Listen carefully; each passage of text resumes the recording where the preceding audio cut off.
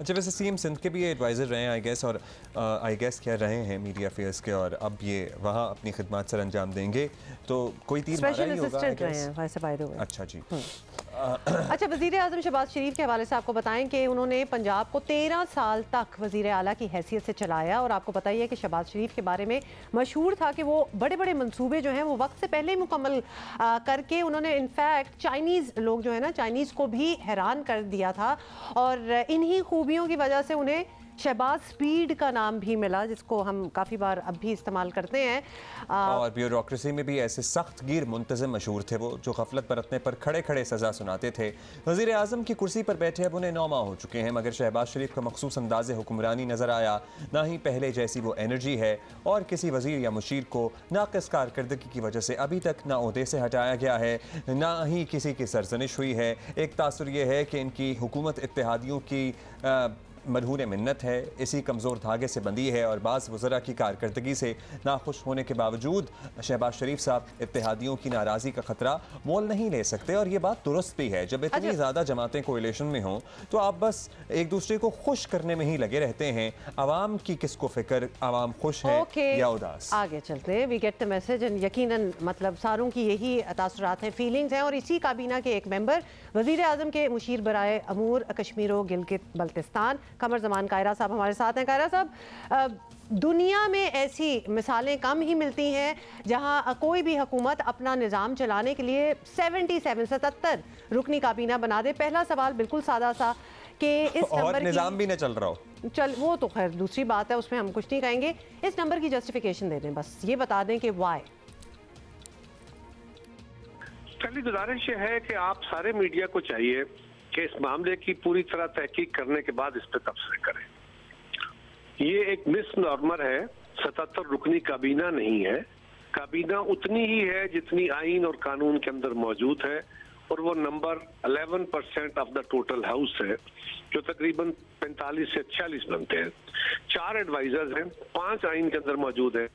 Special assistant कोई salary draw नहीं करता, स्पेशल असिस्टेंट कोई सैलरी ड्रा नहीं करता।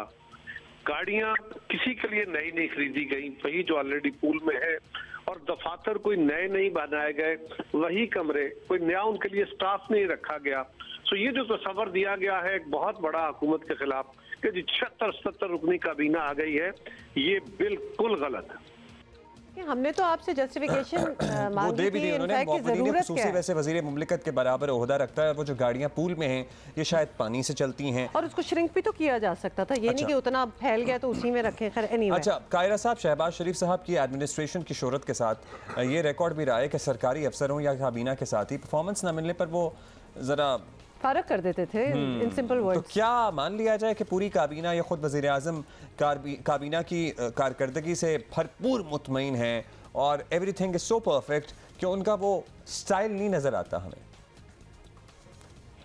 इस सवाल को करते हुए भी आपको सोचना चाहिए कि क्या वज़ीर आज़म की ये सारी काबीना अपनी मर्जी से है या एक इत्तेहादी हुकूमत है।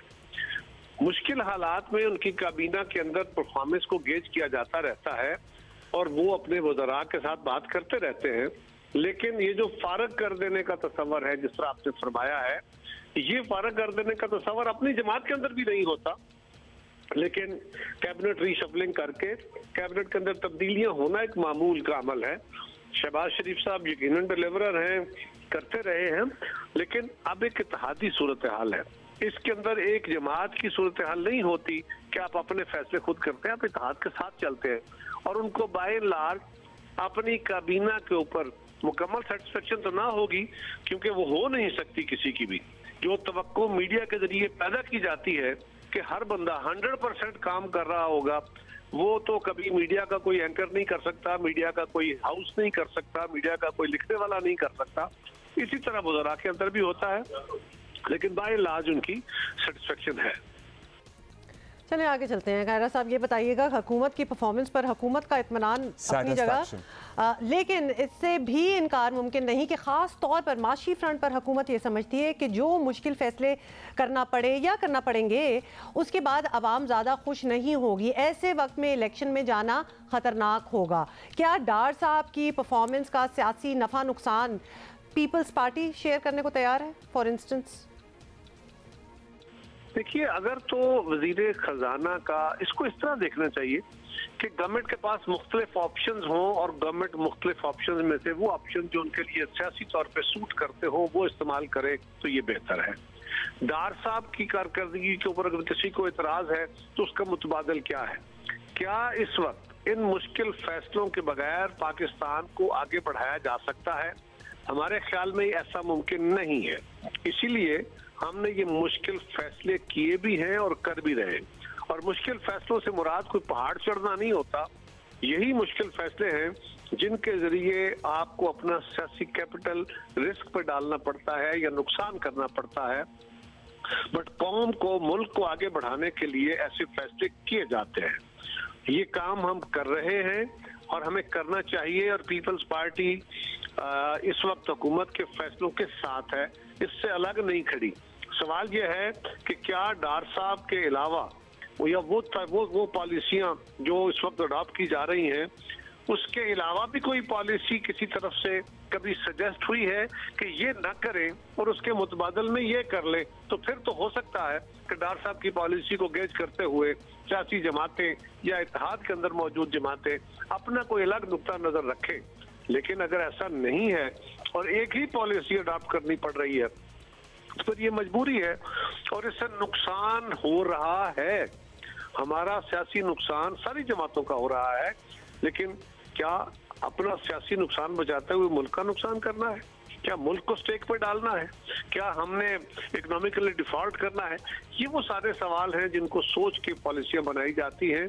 और सियासत के अंदर सिर्फ गेन नहीं किया जाता, बाज़ औक़ात अपने मुल्क को आगे बढ़ाने के लिए, आगे ले जाने के लिए आप लूज भी कर लेते हैं। ऐसा कुछ नहीं है। आप लोग मिलकर, इसीलिए आप लोग मिलकर बरसरे इक़्तिदार आए भी थे और आई एम ग्लैड कि आपको इदराक भी है। शुक्रिया आपका कायरा साहब, क्योंकि इस वक्त तो लिटरली रियासत बचाने वाली सूरत हाल है। लेकिन ऐसी कोई बात नहीं है कि दुनिया के वर्ल्ड रिनाउंड इकोनॉमिस्ट सजेशंस नहीं दे रहे, बड़ी अच्छी अच्छी सजेशंस भी दे रहे हैं।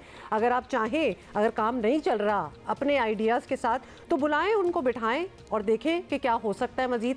मतलब you should also be looking in other avenues कि आप सोल्यूशंस निकालें। सिर्फ एक बंदे पे तो इंसार नहीं किया जा सकता और खास तौर पे when it is not yielding results. मुश्किल फैसले करने हैं, मुश्किल फैसले करने से अब डार साहब कितना उसको और डिले करते हैं ये तो वक्त बताएगा। लेकिन हर गुजरता मिनट नहीं सेकंड पाकिस्तान की मुश्किलात में इजाफा कर रहा है। अब कल ये आया था, मेहताब हैदर साहब और शहबाज राना की स्टोरी थी कि भाई मुश्किल फैसले करने का फैसला हो गया है। तो लेट्स सी अब और कितने दिन लगते हैं, क्योंकि इससे पहले भी फैसले और अनाउंसमेंट्स तो बहुत सारी हुई हैं। Let's sit on it another year.